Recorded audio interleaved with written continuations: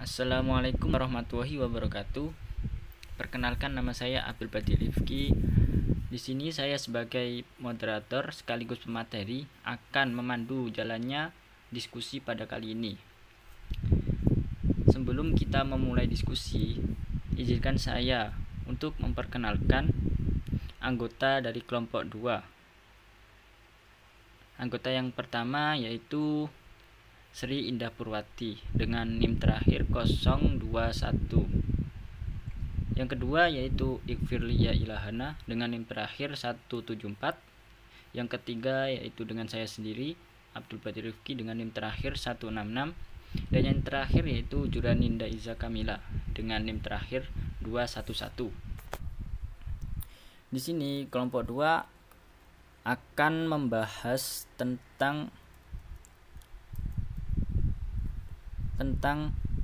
apa sih definisi organisasi profesi, yaitu yang kedua yaitu macam-macam organisasi profesi, yang ketiga manfaat organisasi profesi, yang keempat tujuan organisasi profesi, dan yang kelima adalah ciri-ciri organisasi profesi. Tanpa berlama-lama, kita menuju ke presentator yang pertama, yaitu Mbak Sri Indah Purwati. Kepadanya dipersilahkan. Terima kasih, moderator. Baik, di sini saya akan menjelaskan tentang definisi organisasi profesi. Secara umum, organisasi profesi merupakan suatu perkumpulan yang didirikan oleh 2 orang atau lebih yang memiliki profesi yang sama untuk mencapai tujuan bersama. Dalam pengertian lain, organisasi profesi merupakan wadah untuk mengembangkan dan memajukan profesi, tempat untuk bertukar pikiran, tukar-menukar informasi dan perlindungan di kalangan anggotanya, serta tempat untuk menyelesaikan permasalahan profesi. Sedangkan dalam Islam, organisasi profesi merupakan sekumpulan orang-orang yang mempunyai kesamaan profesi untuk mencapai tujuan bersama yang berlandaskan pada prinsip agama Islam. Selanjutnya, macam-macam organisasi profesi. Terdapat banyak sekali macam-macam organisasi profesi yang berdiri di Indonesia. Seperti diantaranya ada Ikatan Dokter Indonesia atau yang disingkat dengan IDI, ada Persatuan Guru Republik Indonesia atau yang disingkat dengan PGRI, ada Ikatan Pustakawan Indonesia atau yang disingkat dengan IPI, ada Ikatan Advokat Indonesia yang disingkat dengan IKADIN, dan lain sebagainya. Sekian dari penjelasan saya. Kepada Mbak Indah, terima kasih disampaikan. Selanjutnya menuju pemateri yang kedua, yaitu saya sendiri yang akan sedikit menjelaskan tentang manfaat organisasi profesi. Ada beberapa manfaat dari didirikannya organisasi profesi. Yang pertama yaitu adanya rasa semangat yang tinggi. Nah, dalam berorganisasi pasti ada beberapa anggota, dan semua anggota itu pasti akan dituntut untuk mengikuti acara dalam organisasi tersebut. Dan di setiap acara organisasi tersebut tentu akan membutuhkan kerjasama antar anggota. Dengan itu, setiap anggota akan memiliki rasa semangat untuk bekerja sama dalam melakukan kegiatan acara tersebut. Yang kedua yaitu sebagai wadah para anggota profesi. Nah, organisasi profesi ini dibentuk sebagai wadah atau tempat para anggota profesi yang mempunyai bentuk profesi yang sama. Dalam hal ini juga mereka merumuskan sebuah kode etik kompetensi profesi, serta memperjuangkan kebebasan profesi bagi para anggota profesi. Yang ketiga yaitu menumbuhkan komunikasi yang baik. Dengan berkumpulnya antara individu dengan individu lainnya akan tercipta sebuah komunikasi antar individu dengan baik. Setiap anggota juga dapat sharing pengalaman mereka di dunia pekerjaan yang mereka tekuni. Juga menuntaskan persoalan dengan komunikasi yang baik antar sama anggota. Yang keempat yaitu dapat mencapai tujuan yang diharapkan bersama dengan lebih efisien. Yang kelima yaitu permasalahan dapat teratasi dengan mudah. Yang keenam, dapat melatih seseorang untuk berinteraksi dengan karakter yang berbeda. Yang selanjutnya, yang ketujuh yaitu memperluas wawasan dan pengetahuan seseorang. Yang kedelapan, lebih cepat mendapatkan informasi tentang keilmuan dan juga teknologi. Yang terakhir yaitu yang kesembilan, memperluas jaringan bisnis. Cukup sekian sedikit penjelasan dari manfaat organisasi profesi. Selanjutnya akan dilanjutkan oleh presentator yang ketiga, yaitu Mbak Iqfiria Ilahana. Kepadanya dipersilahkan. Baik, terima kasih. Sebelumnya, perkenalkan, nama saya Iqfiria Ilahana. Di sini saya akan menjelaskan mengenai tentang tujuan organisasi profesi.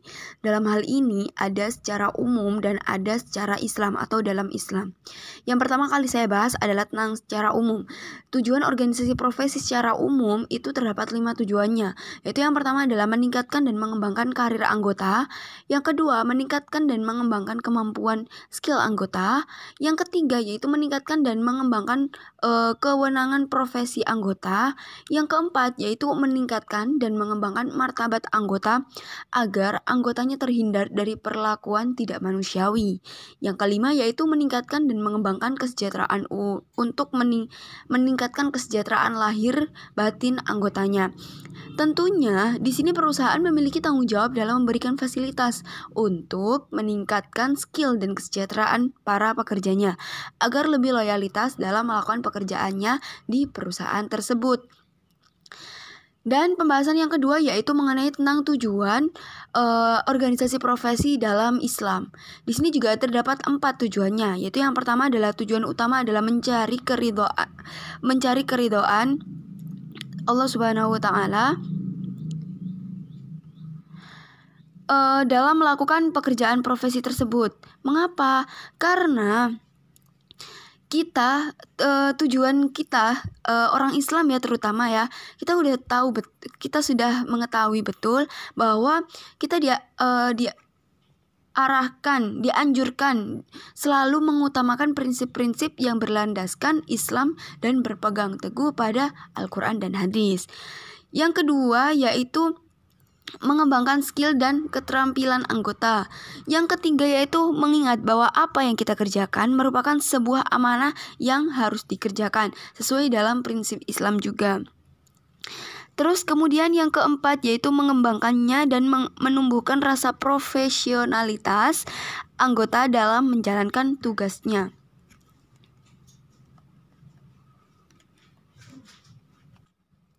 Di sini bahwa Allah Subhanahu wa Ta'ala menganjurkan agar seseorang bekerja secara ikhlas dan totalitas untuk mencari nafkah.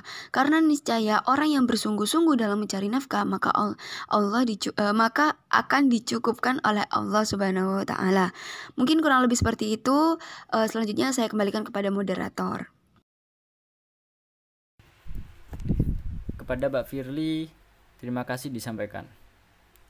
Selanjutnya akan dilanjutkan oleh presentator yang keempat, yaitu Mbak Juraninda Iza Kamila. Kepadanya dipersilahkan.